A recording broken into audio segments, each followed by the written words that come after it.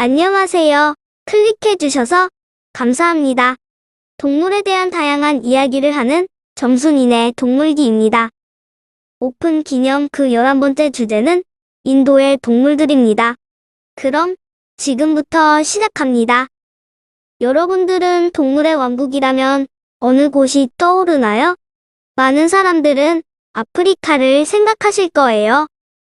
백수의 왕, 사자가 포효하고 점박이 하이에나는 약탈을 일삼으며 거대한 아프리카 코끼리, 풋불소 하마가 풀을 뜯는 동물의 대륙 아프리카. 하지만 이보다 더한 동물 세계 최고 난이도의 던전이 있습니다. 어설픈 자는 발도 들일 수 없는 강자들의 집합소. 대체 왜 이 모든 동물들이 여기에 모여 있는지 궁금하지 않을 수 없는 그곳. 바로 인도입니다. 인도 생태계의 최상단, 최고의 포식자 중 하나는 바로 호랑이입니다.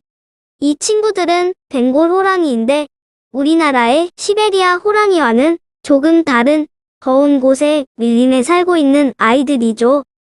시베리아 호랑이보다 줄무늬가 조금 더 짙고 비교적 털이 짧은 게 특징인 아름다운 친구입니다. 그러나 이 아이들이 단독 1위는 아니랍니다. 또 다른 최고의 포식자는 바로 사자, 백수의 왕이라 불리는 그 사자입니다. 과거에는 아시아 사자가 아시아 곳곳에 살았으나 지금은 오로지 인도에서만, 그것도 구자라트주에서만 살아가고 있어요. 아프리카에 사는 사자들과는 다르게 배에 피부에 주름이 있고 갈기가 짧아 귀가 보이는 특징이 있답니다. 과연 이 둘이 붙으면 누가 이길까? 다 사람들의 관심사지만 아쉽게도 이 동물의 제왕들은 사는 환경이 달라 마주칠 일이 없답니다. 호랑이는 밀림을, 사자는 초원을 터전으로 삼고 있기 때문에 스파링이라도 하려면 상대 홈구장으로 원정을 가야 하니 누가 원정의 불리함을 안고 싸우겠어요? 게다가 사자는 다구리 특화 속성이고 호랑이는 독고다이 암살자라 서로의 홈그라운드가 각자에게 압도적으로 유리할 거예요. 어쨌든 인도는 전 세계에서 호랑이와 사자가 공존하는 유일한 나라인데 이 둘의 서식지에 공통으로 존재하는 넘버 3가 있습니다. 바로 인도 표범이에요. 인도의 대표적인 사냥감인 인도벨사슴 입장에선 저 둘도 감당하기 버거운데 표범이라니요. 호랑이와 같이 은밀한 암살자의 이 친구는 앞서 말한 두 제왕들은 하지 못하는 나무 타기를 할 수 있어서 포식 스타일이 조금 다릅니다. 어차피 호랑이와 사자는 최강자들이라 남에게 먹이를 뺏길 일이 없으니 바닥에서 천천히 물고 뜯고 씹고 즐기지만 이 표범이란 친구들은 먹이를 잡으면 나무 위로 끌고 올라갑니다. 서두르지 않으면 제왕들에게 애써 잡은 먹이를 상납하게 될 수 있으니까요. 이런 무시무시한 사냥꾼을 피해 사슴이 산으로 도망간다 한들 안전할까요? 그냥 표범도 힘겨운 마당에 이번엔 쿵푸팬더의 빌런 타이렁 문표범이 기다리고 있습니다. 이 친구들은 타이렁의 이미지와는 다르게 엄청난 귀요미들이에요. 물론 얘네들도 맹수라 날카로운 눈매를 가지고 있지만 습성을 보면 예뻐라 할 수밖에 없어요.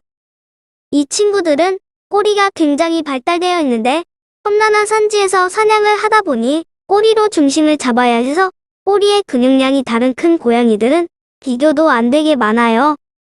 그리고 그 복슬복슬하고 두툼한 꼬리로 체온 유지를 위해서 목도리처럼 사용하기도 하고 입속의 냉기를 없애기 위해서 물고 다니기도 해요.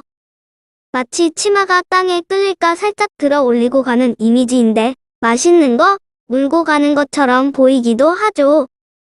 하는 짓이 이렇게 귀엽지만 잊으면 안 돼요. 얘네들은 맹수예요. 사슴이 어찌어찌해서 문표범 스테이지를 클리어해도 아직 커다란 고양이들은 자기 차례를 기다리고 있어요.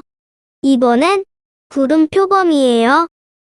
이 친구는 체급은 조금 딸리지만 어마어마한 송곳니를 가지고 있죠. 체중 대비 가장 큰 송곳니를 가지고 있는 데다 입을 어마어마하게 크게 벌릴 수 있어서 떡대가 좀 있다는 초식동물들도 한 방에 명줄을 끊어버릴 수 있어요. 입을 거의 90도로 벌릴 수 있기 때문에 저걸 물 수 있을까 싶은 것에도 커다란 송곳니를 박아버립니다. 사슴의 목에 깊숙이 들이미는 저 흉기를 피해 도망갔다 한들 또 다른 큰 고양이가 남아있어요. 지구상에서 가장 빠른 육상동물 치타입니다. 아시아 치타는 점점 개체수가 줄어들어 얼마 전까지는 이란에서만 야생에서 관찰되었죠. 그래서 이란 축구 국가대표 유니폼에도 치타가 그려져 있어요. 인도에서는 20세기에 치타가 발견되고선 오랫동안 사람 눈에 띄지 않았어요. 하지만 인도 정부가 복원을 위해 소매를 걷고 나섰답니다. 먹이로 삼을 만한 사슴과 같은 중형 초식 동물이 인도에는 많이 있으니 곧 예전처럼 번성할 거예요. 역시 국가 권력이 나서야 문제가 해결되는 건 수중에서나 육상에서나 같아요. 엄청난 스피드의 치타를 벗어나서 숨이 가쁜 사슴은 쉴 수가 없습니다. 끈질김의 대명사 하이에나가 기다리고 있어요. 인도에 사는 하이에나는 줄무늬 하이에나라는 친구인데 아프리카에서만 사는 점박이 하이에나와는 달리 아주 조그만 무리를 이루거나 단독 생활을 하며 일부 일처제를 고수하는 동물계에서는 흔치 않은 친구예요.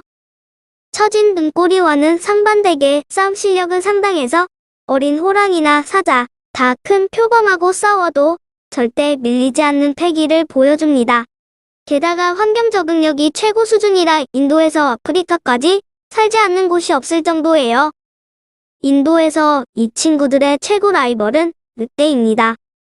서식지도 겹치고 먹이를 잡는 방식도 비슷하고 일부 일처제인 것도 비슷하고 굴을 파고 생활하는 것도 비슷하지만 같은 먹이를 두고 경쟁하는 입장이라 자주 부딪히며 서로의 먹이를 약탈하기도 하는 등 관계도 그리 좋지 않아요. 그러나 아이러니하게도 줄무늬 하이에나 몇 마리가 늑대 무리에 합류해서 늑대와 같이 생활하는 게 관찰되었어요. 줄무늬 하이에나는 인도 늑대보다 후각이 더 발달되었고 덩치가 더 크며 힘이 좋아서 커다란 사냥감에게 막타를 칠 능력이 되고 늑대는 하이에나보다 더 큰 무리를 이루니까 하이에나 입장에선 혼자 잡을 수 없는 커다란 먹이를 잡아 더 많은 고기를 먹을 수 있으니 서로 공생을 하는 거예요. 두 친구들 다 지능이 상당히 뛰어나기에 이런 협동이 가능한 거랍니다. 우리의 불쌍한 사슴이 하이에나와 늑대를 피했다 해도 조용히 기다리고 있는 곰이 남아있어요. 인도엔 4종의 곰이 살고 있는데 곤충들을 주로 잡아먹는 말레이 곰과 느림보곰, 표식의 비중이 매우 높은 반달가슴곰은 쫌척하고 눈 깔고 지나가면 못 본 걸로 해주겠지만 인도 최대 크기의 육식동물 히말라야 불곰한테는 걸리는 즉시 녹용까지 탈탈 털릴 거예요. 이 친구들은 먹지 않는 걸 찾는 게 더 빠를 정도로 잡식성이에요. 풀도 먹고 뿌리도 먹고 과일은 정말 좋아하고 곤충도 잡아먹으며 대형 초식동물 사냥하는 것도 좋아합니다. 사슴이나 양, 염소를 굉장히 사랑하는 친구예요. 얘네들 입맛에 맞나 봐요. 이 친구들은 특이하게도 해가 떠 있을 땐 먹이를 먹지 않으니 밤에 특히 조심해야 해요. 덩치에서 나오는 힘이 호랑이와 사자는 견줄 바가 못 되니 커다란 앞발에 스치기만 해도 중상을 피할 길이 없어요. 힘없는 사슴 입장에선 이런 거지 같은 난이도의 던전이 어디 있나 싶겠지만 사냥꾼들도 힘들어요. 다들 한성질 한다는 선수들만 모여있으니 마주치면 서로들 짜증납니다. 그러니 서로 적당히 떨어져서 사냥터와 안 겹치게 몸살이며 살아가야죠. 그래야 모두 무병장수할 테니까요. 이번에는 진정한 강자들의 전쟁터, 인도의 동물들에 대해서 이야기해봤어요. 워낙 다양한 동물들이 살고 있는 나라라서 첫 번째 이야기는 사냥꾼들 중심으로 알아봤습니다. 정순이네 동물기는 다음 편에 또 다른 인도의 동물들로 돌아올게요. 구독과 좋아요는 더 좋은 영상을 만드는데 큰 도움이 됩니다. 지금까지 시청해주셔서 감사합니다.